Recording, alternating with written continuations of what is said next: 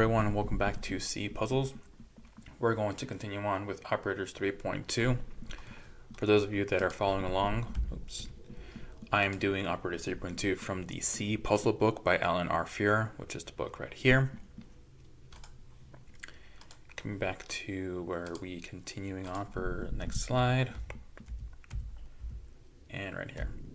So here we can see the snippet of code again. We will be evaluating the yellow highlighted portion here, Operators 3.2, which is an invocation call to the print macro, which we discussed in the previous video, which takes in an identifier int, and it's just a replacement call for the printf from the standard input-output library. So once again here, the statement under question is this print macro with the identifier being passed in as the expression of x, logically or exclamation point y, ampersand z.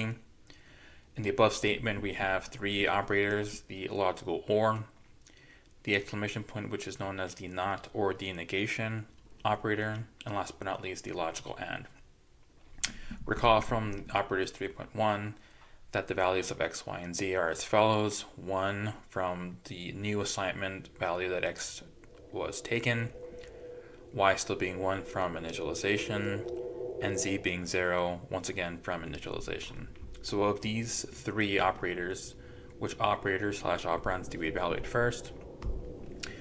The one with the highest precedence. In this case, the not or negation operator is the one with the highest precedence. If we go back to our operator precedence in the associativity table, we can see in the second row, we have here the exclamation point is in the same row as the bitwise complement. So we can see here that the not operator has the highest precedence as opposed to the logical and the logical or, which follow further down in the table. Therefore, by using the negation operator here, we're going to wrap around the argument or the operand, it being y in parentheses here, and we're going to evaluate this operation first. What the negation or not operator does is just negate the operand. In this case, replacing y with the value of 1. If we negate a value of 1 or a value of true, return to false, and false is known as 0. And therefore 0 now becomes the left-hand operand for the Boolean AND operator.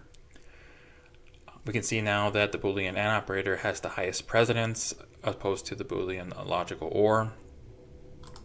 Once again here, AND has a higher precedence than OR, therefore we're going to evaluate the Boolean logical AND next. The two operands are 0 and 0, and recall from our Boolean logical algebra days, 0 ANDed with 0 is 0, therefore the result is 0. And last but not least, the last operator that we execute next is the Boolean OR. Replacing the value of x with 1, we get 1 ORed with 0, which is true. And therefore 1 is the identifier that's passed into the print macro invocation, which is a replacement call for the printf. And last but not least, we get a print of 1. Now going to go ahead and execute this code here. I'm compiling the program from the previous video. Here it is here. All I'm doing is just I uncommented this line here. So now I'm doing both Operators 3.1 and Operators 3.2. So we should see that the second print is the result of this Operators 3.2.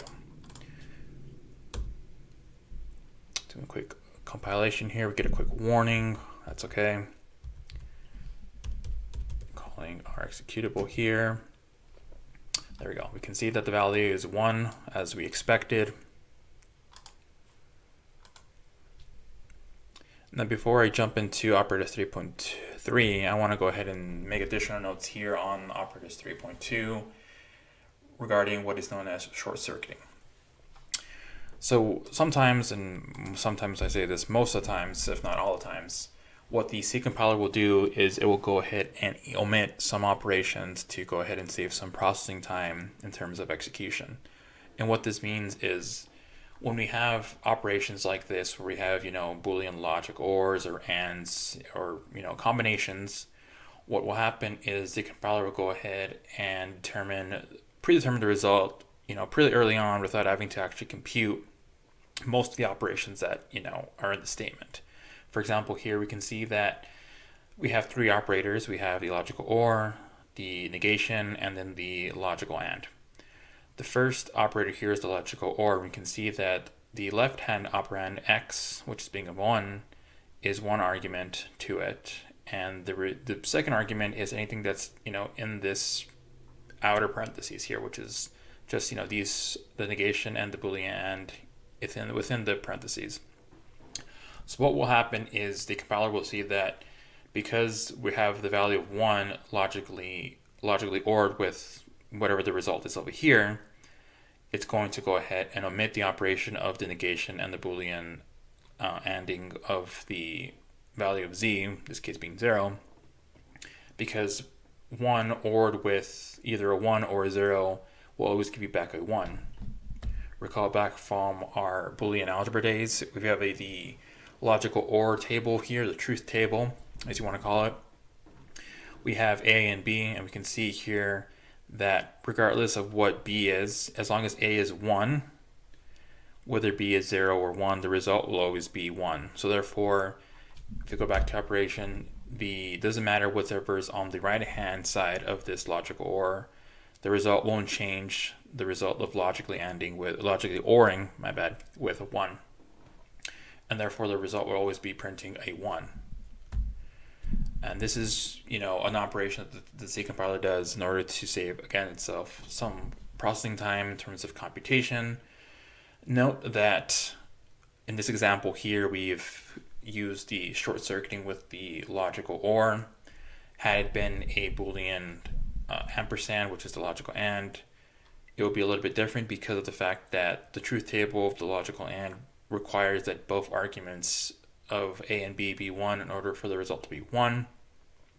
Therefore, in some cases, the compiler may not short circuit depending upon the information needed.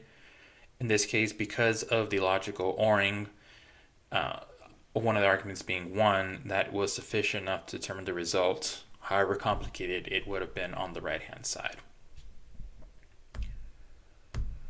All right, that is all for 3.2. Follow for next video where we continue on operators 3.3.